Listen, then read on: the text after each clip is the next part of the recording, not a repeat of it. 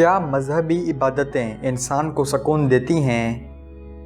آج کی ویڈیو میں ہم یہی ڈسکس کریں گے، کیونکہ آپ جب بھی پوسٹ کریں گے کہ پرسکون زندگی گزارنے کے لیے آپ کو کس چیز کی ضرورت ہے، تو آپ کو نماز، ایمان، اللہ کا ذکر اور اس طرح کے بہت کمنٹس دیکھنے کو ملیں گے۔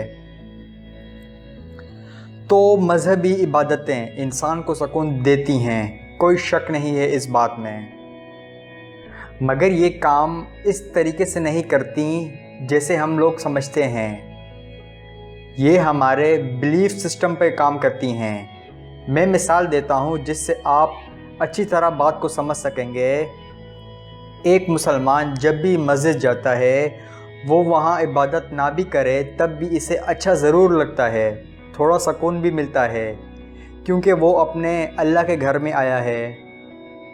اب اگر آپ کسی ہندو کو مسجد لے جائیں اور اسے 1-2 گھنٹے مسجد میں بٹھا کر رکھیں، تو کیا جو سکون ایک مسلمان کو مسجد سے ملتا ہے، کیا وہ ہندو کو ملے گا؟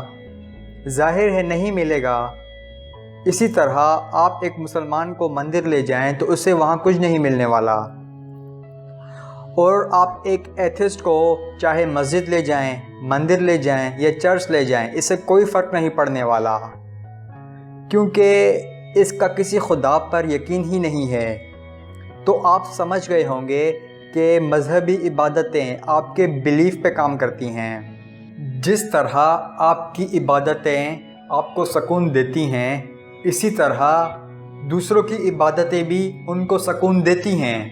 آپ یہ نہیں کہہ سکتے کہ سکون صرف میرے مذہب کی عبادتیں کرنے سے ہی ملتا ہے۔ اس کے علاوہ دوسری بات یہ کرنی تھی کہ میں فیس بک پہ کافی ذہنی مسائل کے گروپس میں ایڈ ہوں، اور جب بھی کوئی پوسٹ کرتا ہے کہ میں زندگی سے مایوس ہو گیا ہوں، تو ایسی پوسٹ پر کمنٹس کے آتے ہیں کہ تمہارا ایمان کمزور ہے، نمازیں ادا کرو، تلاوت کرو، ذکر کرو۔ اب کچھ ہی دن پہلے کسی نے پوسٹ کی تھی کہ میرے ڈپریشن اتنا بڑھ گیا ہے کہ اب میں زندگی سے بالکل مایوس ہو چکا ہوں۔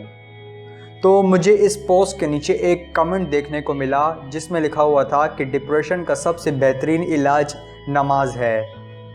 تو میں نے اس کمنٹ کے رپلائی میں کہا کہ نماز تو ایک عبادت ہے، اس میں ڈپریشن کا علاج کیسے ہے؟ تو آگے سے اس نے کہا کہ سائنس یہ بات ثابت کر چکی ہے کہ انسان جب سجدے میں جاتا ہے تو اس کے دماغ کو صحیح مقدار میں بلڈ ملتا ہے، یعنی وہ کہنا چاہ رہا تھا کہ نماز سے بلڈ سرکولیشن امپروو ہو جاتی ہے۔ تو پھر میں نے اس سے پوچھا کہ کیا ڈپریشن دماغ کو ٹھیک سے خون نہ ملنے کی وجہ سے ہوتا ہے؟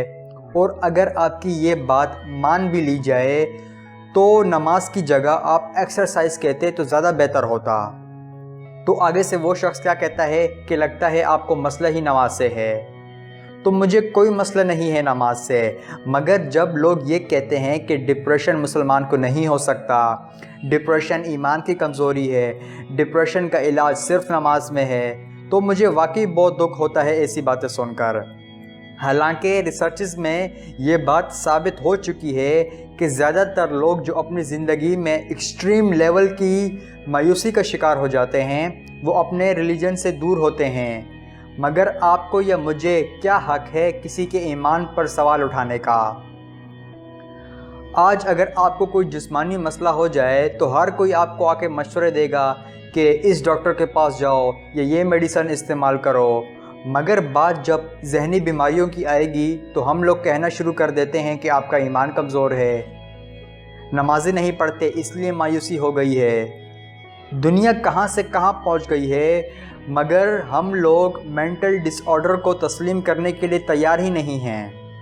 ہمیں نمازیں بھی ضرور پڑھنی چاہیے اور وہ ساری عبادتیں بھی کرنی چاہیے جو ہمارے مذہب میں فرض ہیں، مگر کسی مریض کو یہ کہنا کہ یہ بیماری ایمان کی کمزوری ہے یا اس کا علاج صرف نماز میں ہے، یہ انتہائی غیر اخلاقی حرکت ہے۔